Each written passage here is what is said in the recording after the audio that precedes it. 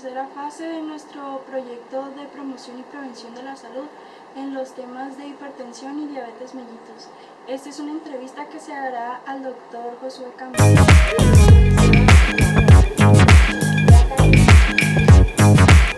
tardes, doctor. Mucho gusto y gracias por el tiempo que nos brindó. Nos gustaría empezar esta entrevista con la pregunta es, ¿cómo sé si tengo diabetes? ¿Cómo sabes si tienes diabetes? Bueno, de entrada hay síntomas clínicos comunes en los pacientes diabéticos, como es la polidipsia, la polifagia, la poliuria. Entonces, en ocasiones cuando el paciente tiene esa sintomatología es sugestiva de diabetes. Sin embargo, nunca es confirmatoria. Lo confirmatorio, curiosamente, es a través de un estudio sanguíneo, a como lo establecen los criterios de la ADA, que es la Asociación de Diabetes Americana. Entonces, a como la ADA establezca los criterios de diabetes, de pruebas de glucosa en ayuno, hemoglobina glucosilada, curva de tolerancia a la glucosa, esos serían los diagnósticos definitivos para establecer, decir si o no una persona tiene diabetes. Sin embargo, hay sintomatologías clínicas sugestivas, pero en ninguno de los casos concluyentes como serían los estudios sanguíneos definitivos. Segunda pregunta, doctor. ¿Qué es la prediabetes? Bueno, la prediabetes es un término que se había quitado. ADA en el año 2003, 2004 los quitó, que no existía prediabetes. Sin embargo, en las guías del 2013 vuelve a introducir el término prediabetes y englobado a un síndrome llamado síndrome ¿cómo se llama? De intolerancia a la glucosa, en el cual se establece que el paciente tiene alteraciones en el metabolismo de la glucosa, cursa con elevaciones, pero no al grado de ser diagnósticas para diabetes, pero no están en cifras normales tampoco. Entonces, ahí el paciente prediabético tiene un problema en el metabolismo de la glucosa. Y ese problema en el metabolismo de la glucosa no es tan grave para diagnosticarlo con diabetes, pero ya tiene problemas metabólicos. Eso sería una prediabetes. Bueno, tercera pregunta, doctor. ¿La diabetes se puede evitar? ¿Puedo hacer algo para prevenirla? Evitar, pues es que la diabetes para empezar es multifactorial. Se causa por muchas razones y hay factores modificables y factores no modificables. Factores modificables como cuál, el estilo de los hábitos dietéticos, el estilo de vida, la obesidad. Factores que pueden ser modificables, pero también hay factores no modificables, como la herencia, el hecho de ser latinos. Ser latino es un factor de riesgo para ser diabético y eso jamás lo vas a modificar. Entonces aquí básicamente para evitar diabetes lo único que nosotros podemos hacer es modificar es tratar de cambiar los factores modificables, que es la obesidad, que es el sedentarismo, la falta de ejercicio y hábitos dietéticos, que es lo más importante. Pero insisto, los factores no modificables, pues esos son imposibles de que sean modificados, por eso son no modificables. Bueno, cuarta pregunta. ¿Cómo distingo una hipoglucemia de una hiperglucemia? ¿Una qué? Hipoglucemia. ¿Cómo distingo una hipoglucemia de una hiperglucemia? De entrada, las hiperglucemias en la mayoría de los casos son asintomáticas. El paciente no siente cuando trae 200, 300 de glucosa. Y sobre todo si es un paciente diabético se acostumbran a andar con 300 de glucosa y no sienten nada. Es más sintomático una hipoglucemia porque cuando bajan los niveles de glucosa en sangre por debajo de 60 miligramos, que sería el diagnóstico de hipoglucemia, por debajo de 60 miligramos sobre decilitros, hay síntomas neurológicos y que se presentan de manera aguda.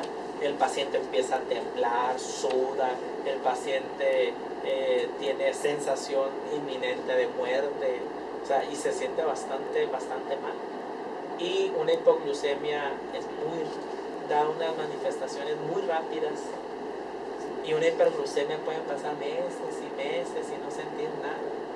Entonces, de entrada, eso sería una diferencia enorme. Buenas noches, doctor. Esa sería la última pregunta de diabetes. Si soy diabético, ¿debo controlar también la hipertensión arterial y el colesterol? Claro, la hipertensión y el colesterol. De entrada, la hipertensión es un factor de riesgo para infarto agudo al miocardio. Y la diabetes es un factor de riesgo para infarto agudo del miocardio. Y la hipercolesterolemia también es un factor de riesgo para infarto agudo del miocardio. La principal causa de muerte en diabéticos se llama infartos. Entonces ahora imagínense a un paciente diabético, que por sí el estado diabético es un estado hipercoagulable. ¿Qué significa un estado hipercoagulable? Que puede formar coágulos en cualquier momento e infartar. La hipertensión es un estado también hipercoagulable. Entonces un paciente diabético, hipertenso y que además tenga problemas de colesterol, pues su factor de riesgo de sufrir un ataque al corazón pues es altísimo. Hay una escala que grafica el riesgo de un infarto. Son todos factores de riesgos cardiovasculares y el más importante es el infarto, que es la escala de Framingham. En la escala de Framingham viene establecido bien si tienes ciertos factores, diabetes, hipertensión, hipercolesterolemia, la edad, el tabaquismo, y te sacan un porcentaje de infarto a máximo 10 años. Y ahí te establecen, tienes un 20-30%, que es altísimo, ¿no? Y que toman en cuenta, número 1, hipertensión, diabetes, obesidad, problemas de colesterol, tabaquismo, sedentarismo. Analizar a la persona para que en base a esa conciencia ella cambie su estilo de vida, si no, está condenado al fracaso completamente. Bueno, pues, ¿cómo podríamos controlar la hipertensión? La hipertensión, ¿cómo se puede controlar? De entrada, es farmacológicamente. Un paciente diabético hipertenso, farmacológicamente hay que tratarlo forzosamente para controlar su hipertensión. Para eso hay muchos medicamentos, ya se escogería el apropiado para el paciente.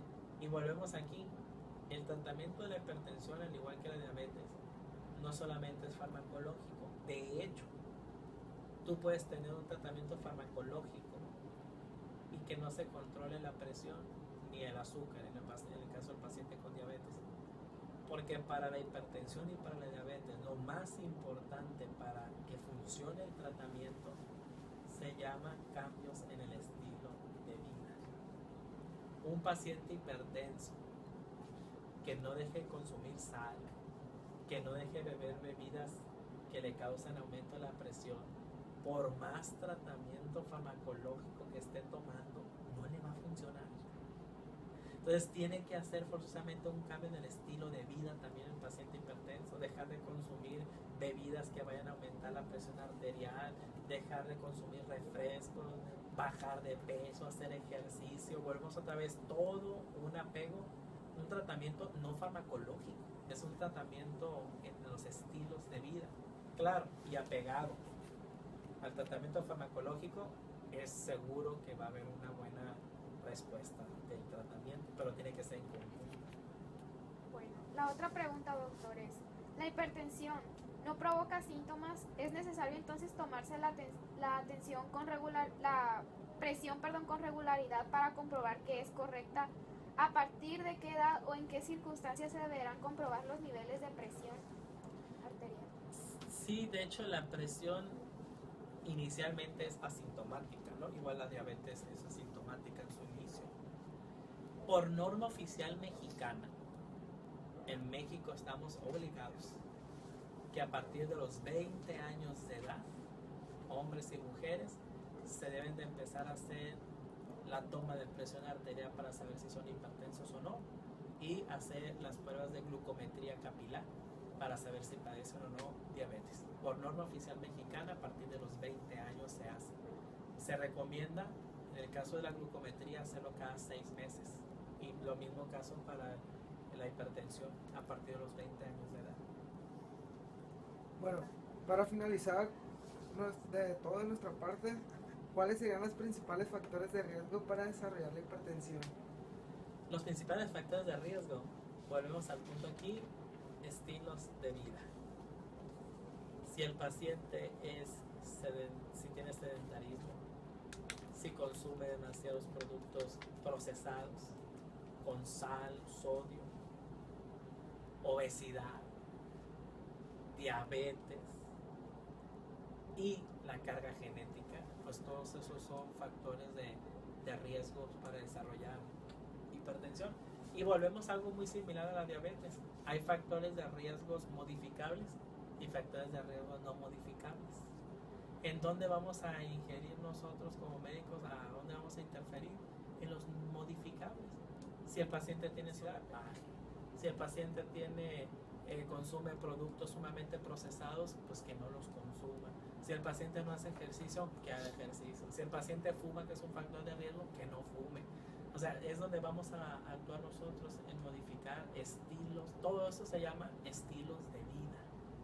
Y vuelvo al punto, es lo más difícil.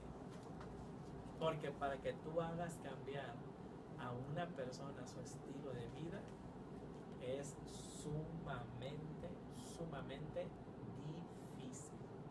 Vuelvo al punto, la única manera para que haya un cambio de estilo de vida tiene que ser del propio paciente internamente. O sea, se debe concientizar que lo único que le va a beneficiar es cambiar el estilo de vida. Si no lo concientizamos, hagas lo que hagas, no va a funcionar. Así de sencillo. Bueno, muchísimas gracias por recibirnos, doctor. Esperamos que le haya sido de su agrado No, gracias. este tiempo que nos brindó.